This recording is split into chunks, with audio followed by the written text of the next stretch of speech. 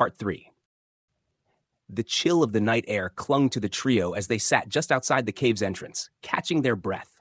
The oppressive weight of the cave was gone, replaced by the stark silence of the wilderness. The moonlight illuminated their pale, dirt-streaked faces, each bearing a mix of exhaustion and disbelief. "We actually made it," Danny muttered, staring into the distance. Tom, still slumped on the ground, managed a weak laugh. I thought we were done for back there." Corey remained standing, his back to the group, his eyes fixed on the dark maw of the cave. The ominous silence emanating from it felt wrong, as though the darkness within still watched them. "We shouldn't stay here," he said finally, his voice firm. Danny looked at him, confused. "Why? They didn't follow us out? We're safe." Corey shook his head. "I don't think it's about being safe. I think they let us leave." The words hung heavy in the air, and for a moment no one spoke. "You're saying they wanted us to go?" Tom asked, his voice hoarse. "I don't know," Corey admitted, "but I can't shake the feeling that this isn't over." Danny stood and brushed the dirt off his jeans, his flashlight dangling limply in one hand. "Look, whatever it was, we're out now. That's all that matters." Corey sighed and nodded, though unease still gnawed at him. "Fine. Let's head back to the car and get out of here." The journey back through the forest was slow and quiet. The adrenaline that had kept them moving in the cave was gone, replaced by sheer exhaustion. Tom leaned heavily on Danny as they navigated the uneven terrain, their flashlights casting long, flickering shadows. When they finally reached the clearing where they had parked, relief washed over them. The sight of their car felt surreal, like a lifeline to normalcy. Danny fumbled with the keys, his hands trembling as he unlocked the doors. "Let's get out of here," he said, climbing into the driver's seat. Corey and Tom piled in, and soon they were on the road, the cave shrinking behind them with every passing mile. Hours later, they arrived back in town, the familiar streets and glowing streetlights a stark contrast to the darkness they had left behind. They parked at Corey's house, too drained to return to their own homes. Inside, they collapsed onto the couch, the silence between them heavy with unspoken thoughts. "We need to report this," Danny said finally, breaking the silence. Corey shook his head. "Report what? That we saw? What, creatures? Shadows? Who's going to believe us?" Danny frowned, but didn't argue. He knew Corey was right. "We can't just forget about it," Tom said quietly. "We need to go back, figure out what we saw." Corey turned to him, his expression grim. "We barely made it out alive, Tom? And now you want to go back?" Tom didn't respond, but the look in his eyes said he wasn't ready to let it go. Corey sighed, rubbing his temples. "We'll talk about it in the morning. Right now, we need sleep." The others nodded reluctantly, and the three friends settled in for a restless night. But even as they drifted off, the memory of the glowing eyes and the echoing clicks lingered, a haunting reminder of the darkness that still waited beneath the earth. The following morning, sunlight poured through the blinds in Corey's living room, but it did little to dispel the heaviness that hung over the trio. They sat around the table, cups of coffee untouched in front of them. No one had gotten much sleep. Danny unfolded a detailed map of the area, spreading it across the table. The creases were worn from years of use, marked with notes, circles, and paths from their previous expeditions. "This is the area," Danny said, pointing to a spot near the base of the hills. "That's where we found the cave." Corey leaned in, his brow furrowed. "You're sure?" "Positive," Danny replied. "It's about 2 miles from where we parked. The path we took should be easy to retrace." Tom stared at the map, tapping his fingers anxiously on the table. "We have to go back. If we don't, no one's going to believe us. Hell, even I'm starting to doubt what we saw." Corey shook his head. "Going back might not even be possible. Remember how unstable those passages were? What if the entrance collapsed after we got out?" "Then we'll confirm that," Danny said firmly. "But we can't just leave it like this. We owe it to ourselves to figure out what's going on." Corey hesitated, then nodded reluctantly. "Fine, but if we're doing this, we're not going back unprepared." Over the next few hours, the trio gathered supplies. They packed extra flashlights, batteries, helmets with mounted lights, climbing gear, and first aid kits. This time, they weren't taking any chances. By midday, they were back in the forest, retracing their steps from the night before.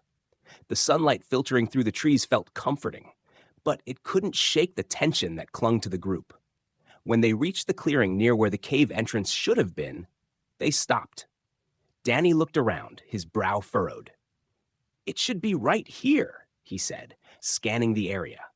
Corey walked over, crouching to inspect the ground. There was no sign of the cave, no disturbed earth, no rocks out of place, nothing to indicate that an entrance had ever existed. "This doesn't make sense," Corey muttered. "We were here less than 24 hours ago."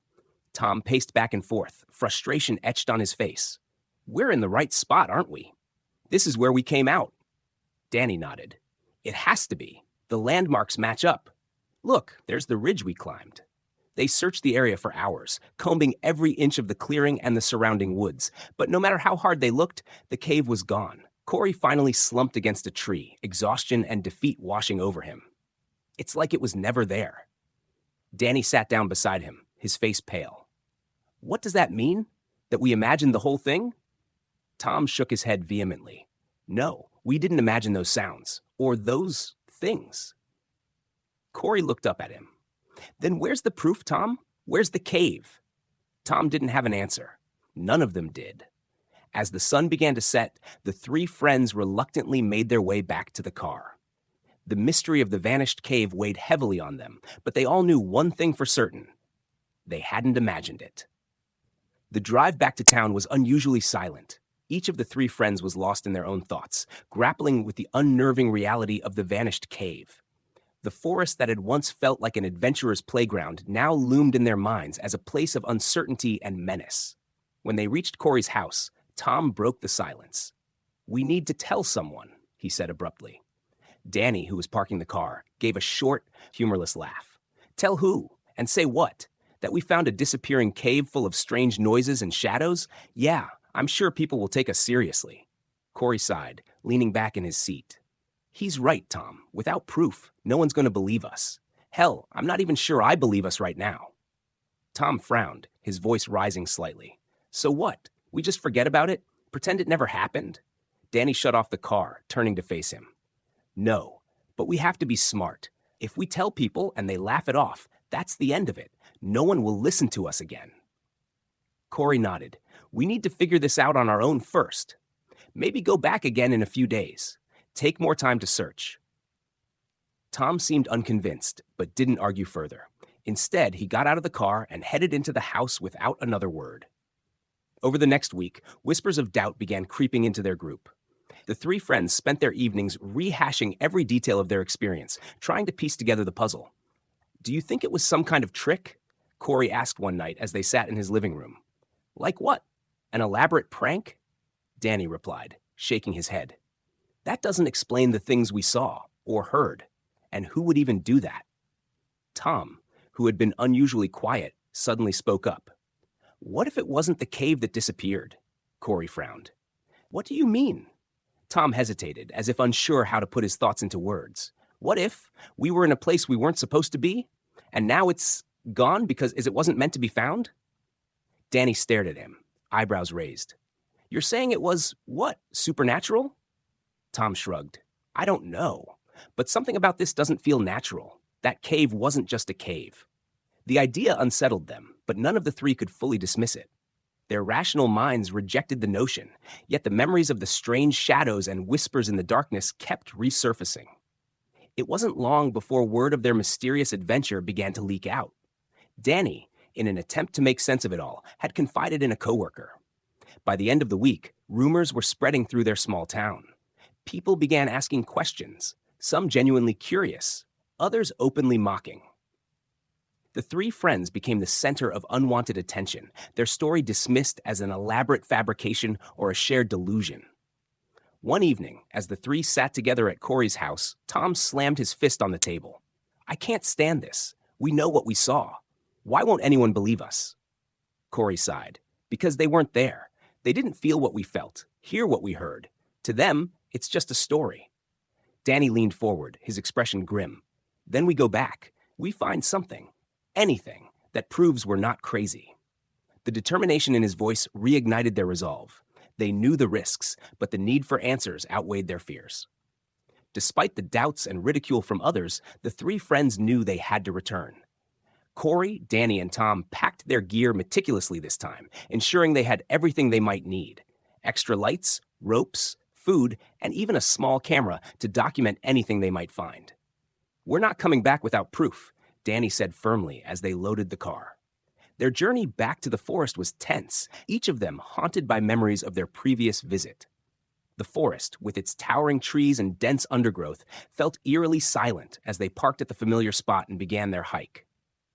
Hours passed as they retraced their steps, following every landmark and trail they had memorized. But no matter how carefully they searched, the entrance to the cave remained elusive. "This doesn't make any sense," Corey muttered, frustration creeping into his voice. "It was right here. We marked the spot on the map." Tom crouched near the base of a rock formation, running his fingers over the moss-covered surface. "It's like it never existed," he said quietly. Danny shook his head. "No, it was here. We didn't imagine it." They continued their search late into the afternoon, growing more disheartened with each passing hour. The forest, once a place of adventure, now seemed like a labyrinth, hiding the truth from them. As the sun began to set, casting long shadows through the trees, they decided to take a break. Sitting on a fallen log, they shared a quiet meal, their spirits dampened by the fruitless search. "What if we're looking in the wrong place?" Corey suggested. "Maybe the entrance shifts, or the landscape changes somehow." Tom shook his head. "We'd still see some sign of it. An opening, disturbed ground, anything." Danny stared at the map in his hands, his jaw tight. "We're missing something, something obvious." Their determination pushed them to search into the night, their flashlights cutting through the darkness. The forest seemed alive with sounds, rustling leaves, distant animal calls, but none of it felt familiar or reassuring. As midnight approached, they stopped again, exhaustion overtaking them. Sitting in a small clearing, they exchanged glances, their faces pale in the moonlight. "What if we can't find it?" Tom asked, his voice barely above a whisper. Danny didn't respond, his gaze fixed on the trees. Corey, sensing the unease growing between them, tried to stay optimistic. "We'll find it," he said. "We just need more time." But deep down, all three of them felt the same creeping doubt. The cave might be gone forever. The next morning, they decided to expand their search, venturing further into the forest. They climbed rocky slopes, crossed shallow streams, and scoured every inch of the terrain. Yet, as the day wore on, their hopes dwindled. The forest, vast and unyielding, seemed to mock their efforts. By evening, they were forced to admit defeat. Standing together in the fading light, they shared a heavy silence. "Maybe it's not meant to be found," Tom said finally, his voice heavy with resignation. Danny clenched his fists, his frustration palpable. "No, I'm not giving up. Not yet." Corey placed a hand on his shoulder. "We'll come back, but not tonight. We need rest." Reluctantly, Danny nodded, and the three began their long hike back to the car, the forest seeming darker and more forbidding than ever. The drive back to town was heavy with silence. Corey focused on the road, his knuckles tight around the wheel, while Tom stared out the window, his mind lost in thought. Danny sat in the back, flipping through his notebook filled with hastily scribbled maps and observations. "There has to be something we're missing," Danny muttered, breaking the quiet. "What if we aren't missing anything?" Corey said without looking away from the road. "What if the cave doesn't want to be found?" Danny snapped his head up. "What's that supposed to mean?" Tom finally spoke, his voice low. "You felt it too, didn't you? Back in the cave, like we weren't supposed to be there, like we were trespassing." Corey nodded slowly. "Maybe whatever was in that cave closed it off for a reason." Danny slammed his notebook shut. "You're both talking like it's alive or something. It's just a cave, a place. And we saw it. It's real." Back home, they reviewed every detail of their trip. Maps were spread across the table, coordinates marked and cross-referenced. They replayed their memories of the cave, piecing together every sound, every strange silhouette. But no matter how much they analyzed, nothing brought them closer to an answer. A week later, Danny called an emergency meeting. They gathered at his house, where he had pinned their maps and photos to the walls. "I've been thinking," Danny began, his eyes intense. "If the entrance isn't there anymore, maybe it moved. Maybe we need to look in areas nearby." Tom frowned. "The forest is massive. We could spend years looking." Corey leaned forward. "Do you have another plan then? Or are we just giving up?" Danny's jaw tightened. We can't give up. We owe it to ourselves to keep searching, to prove we're not crazy. Over the next several weeks, they returned to the forest whenever they could. They explored new areas, searching for any sign of the cave or its strange inhabitants. They found nothing. One night, as they sat around Corey's living room, the frustration boiled over. "This is pointless," Tom said, throwing his hands in the air. "We're chasing shadows. Maybe the others are right. Maybe we imagined the whole thing." Danny stood abruptly. "You don't believe that." Tom hesitated, his expression conflicted. "I don't know what to believe anymore." Corey broke the tension with a sigh. "We can't let this tear us apart. Whatever happened in that cave, it happened to all of us. We need to stick together." Despite their determination, the weeks turned into months, and their search yielded no results. The once close friends began to drift apart, their shared obsession with the cave slowly consuming them in different ways. Danny continued to pore over maps and theories late into the night, while Corey tried to move on, burying himself in work. Tom, caught between skepticism and lingering fear, avoided the subject altogether. But none of them could forget the cave or the horrors they encountered within it. Months passed, but the cave lingered in their minds like an unhealed wound. Danny, more determined than ever, continued his research.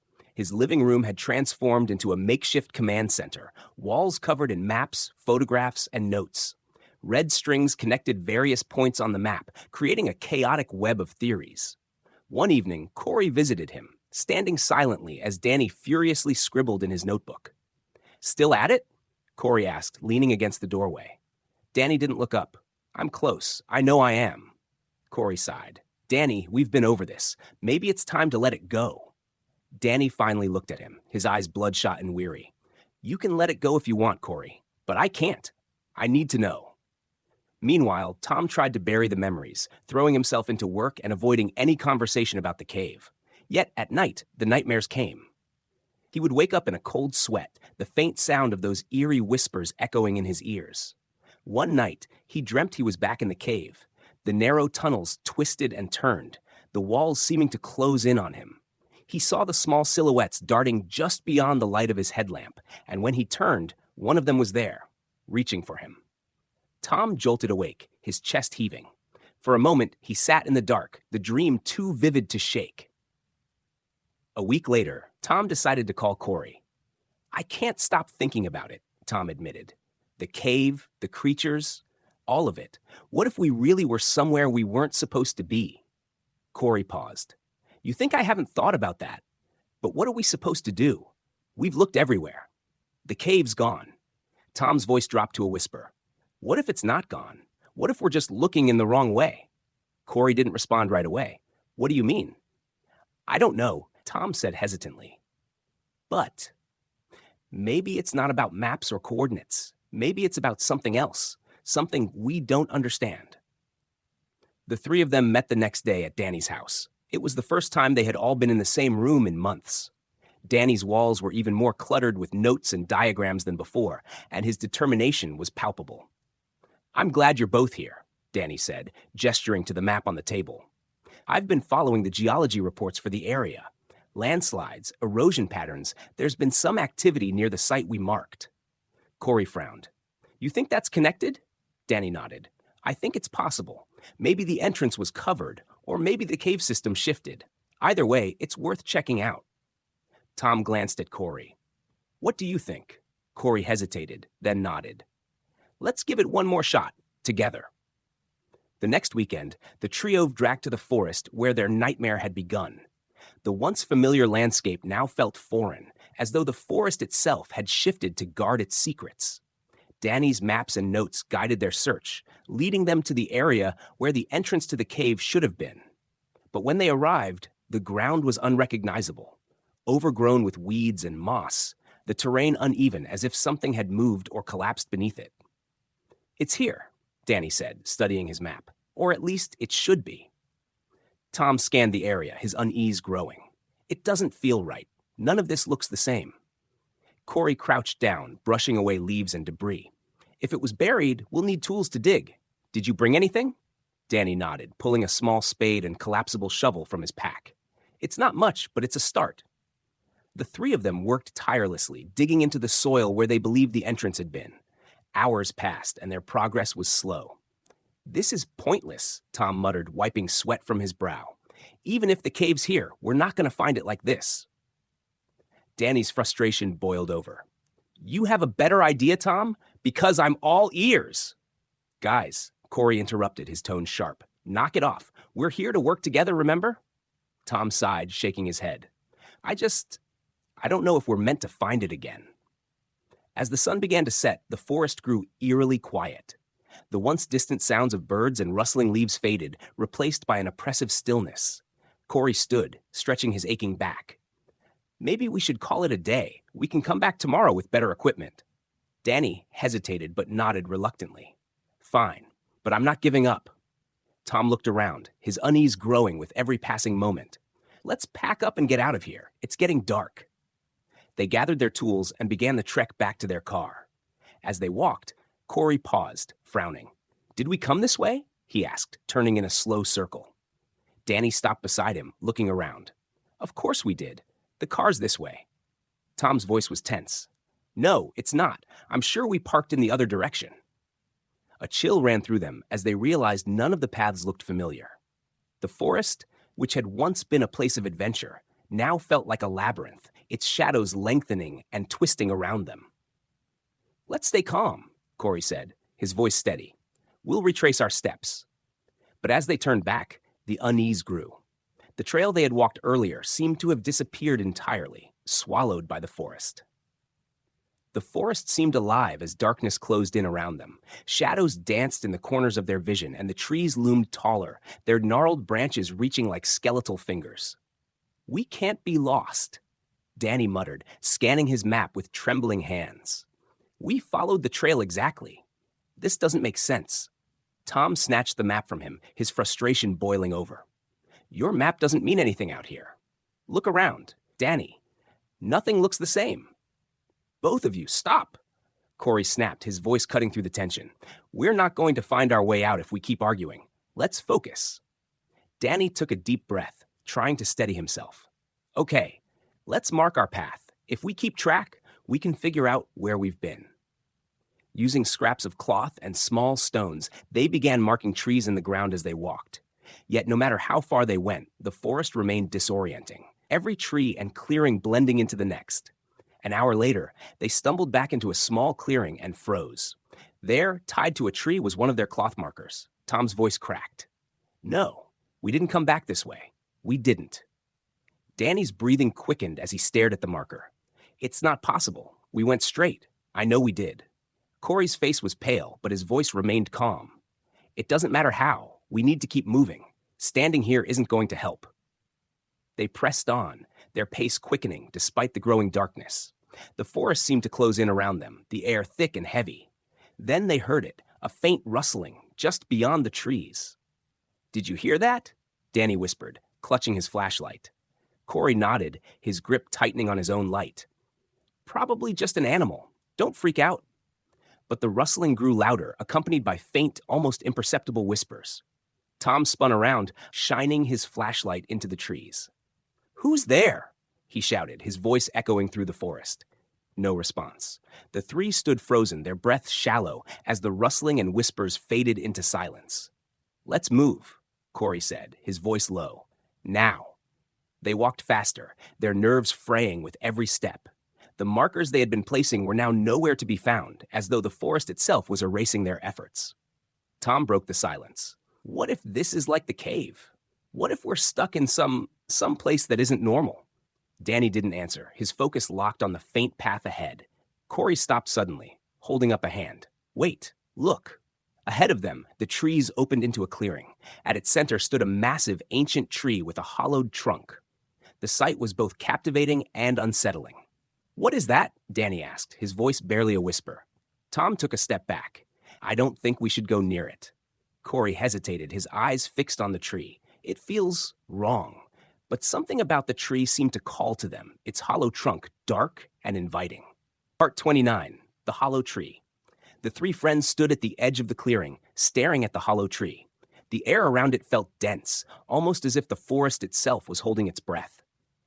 "What do you think it is?"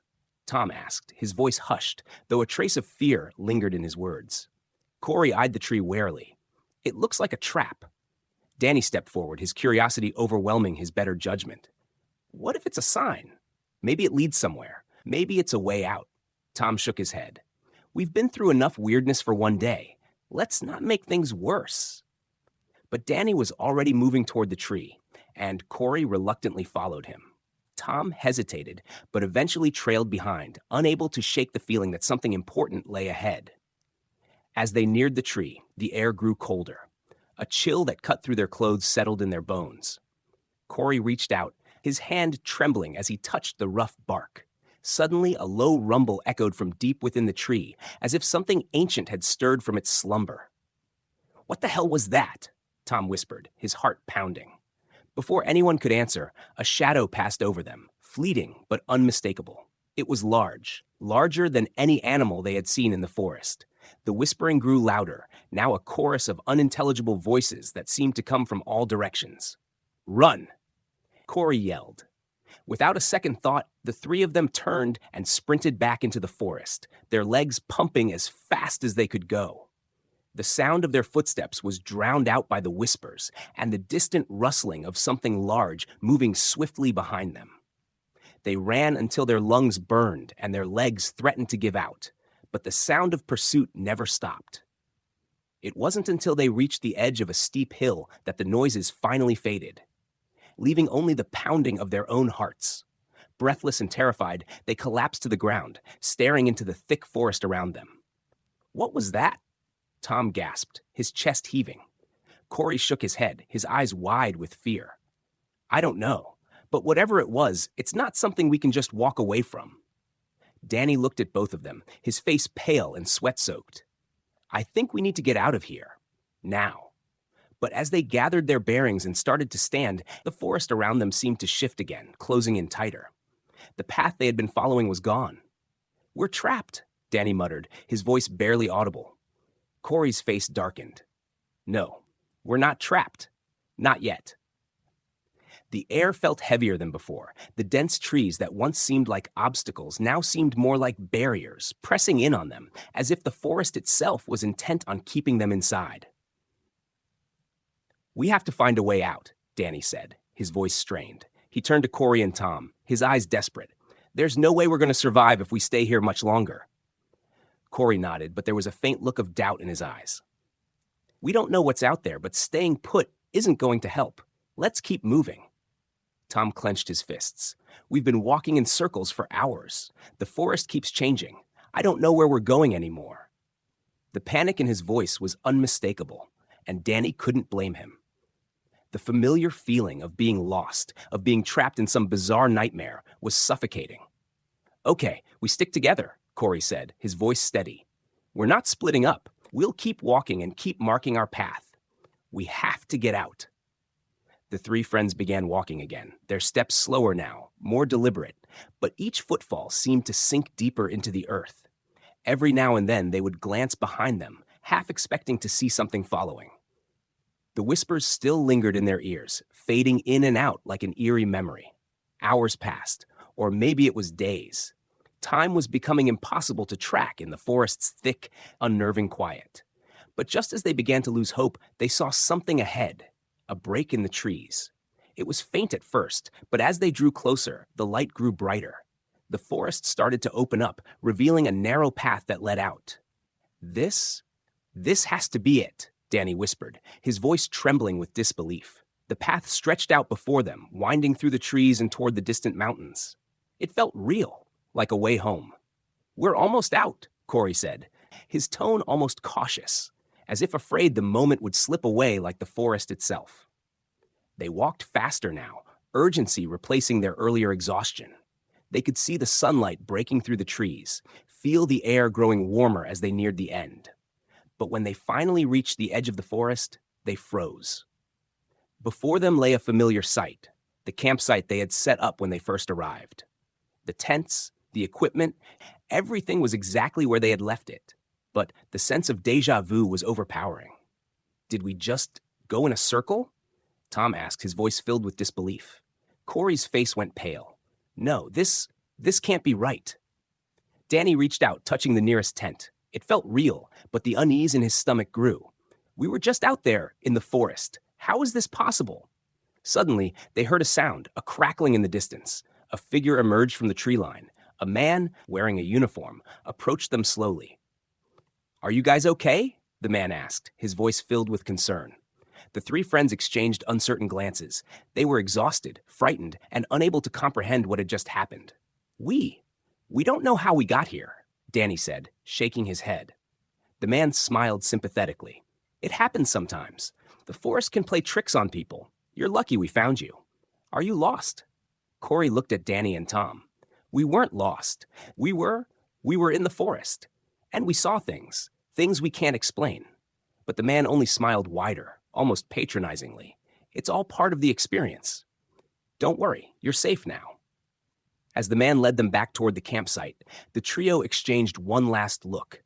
There was no way to explain what had happened, what they had seen or heard in the forest. But as they walked back toward the warmth of the campfire, the feeling lingered. The feeling that this was just the beginning of something far darker and deeper than they could ever have imagined. And as they looked back at the forest one final time, the whispers began again, faint but unmistakable. The end. Subscribe to the channel if you want more stories.